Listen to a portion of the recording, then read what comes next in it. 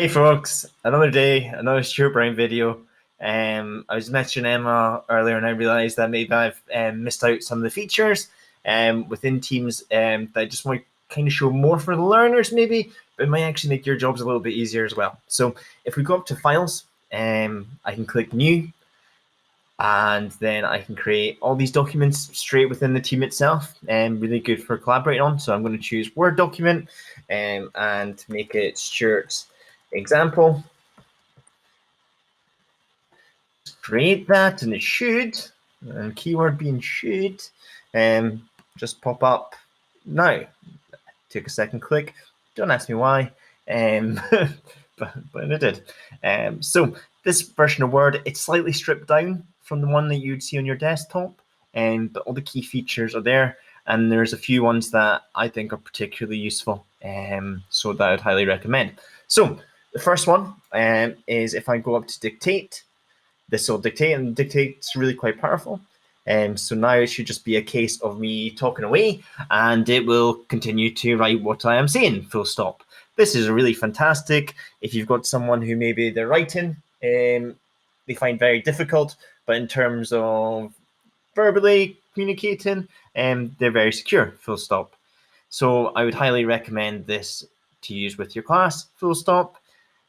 The other thing that it's really useful for is giving feedback. So if you imagine you've had a piece of work in, you can quickly press the dictate tool and you can just give that verbal feedback, full stop. Like I said, in general, it's quite good. If you're mumbling along like I was there, maybe it's not the best. But in terms of quickly getting your ideas down on a bit of paper, it's really good. The other button there, you've got ideas. And what this does is kind of like the spelling and grammar tool that you'll be used to in Word, but it goes a step further and actually gives you ideas on how you can improve your writing. So, for instance, formality, instead of it's, change it to it is. So that's quite useful as well. Comments. How comments works is if you choose where you want to write comment, so you can click there, you can say new. This is me writing a comment.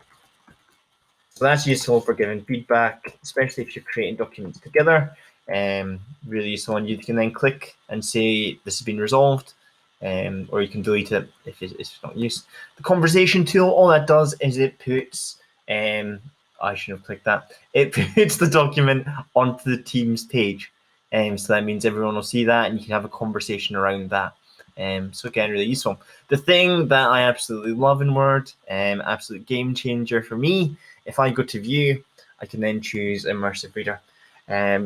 Particularly useful for children where English isn't their first language, and for students with text difficulties.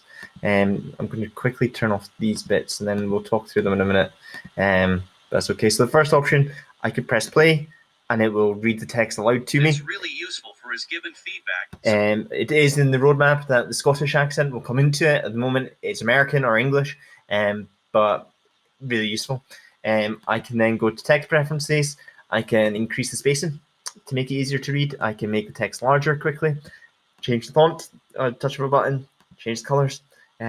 So that's all really useful for your learners and possibly for some of your staff as well. Grammar options, like I showed before, you do have the option to break it up into syllables, so that could be useful. What a lot of teachers like for literacy lessons is you've got the options to highlight different nouns, verbs, adjectives, adverbs. If I undo, the next option is reading preferences. You can focus on specific lines at a time. And on bigger text, you can do that by 3 lines or by 5 lines. So just really lets you to focus in on the bits you want to read. It's got Board Maker built in. So if I go to Imagine, you can see the picture comes up. I can press on it. It'll read the word to me. Imagine. If I go up, sorry, and thing should come up in some way. And the last thing that I think is just amazing is it does offer translation. So if we've got a child coming to us from Poland, I can go to Polish. I can choose to do it by word. So now that when I turn onto that, it tells me it in Polish. So that's useful maybe if they've got a good grasp of English, but there's just words every now and again come up. Recommend that.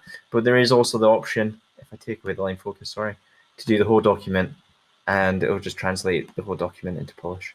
And I can easily flip it back to how it was in English, and then how it was in Polish.